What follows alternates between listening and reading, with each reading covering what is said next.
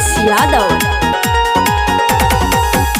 छरहर बदन देखी ताव तोहरा आइल बा, डूबी जाइबे बाबू एतना गहराई बा। छरहर बदन देखी ताव तोहरा आइल बा, डूबी जाइबे बाबू एतना गहराई बा। हट जाइब पीछे जब आई सुनाई हो, हट जाइब पीछे जब आई सुनाई हो। डूबी जाइब यही ढोरी में, एहमे इतना बा पानी हो। डूबी जाइब यही ढोरी में, एहमे इतना बा पानी हो।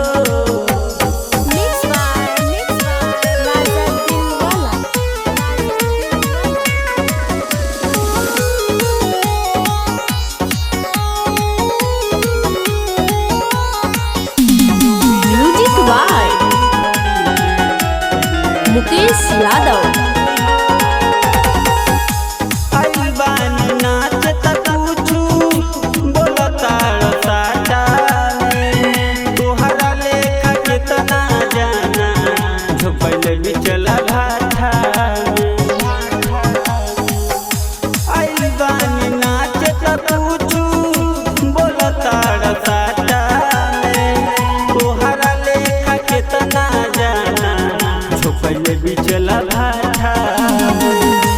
राजा दिलवाला छोटे होई बदनामी हो,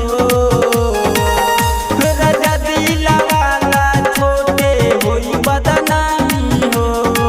डूबी जाइब यही ढोरी में, एहमे इतना बा पानी हो। डूबी जाइब यही ढोरी में, एहमे इतना बा पानी हो। मर जाइब। Mix by Sahina digital recording studio, Shahpur चौराहा, कुशीनगर।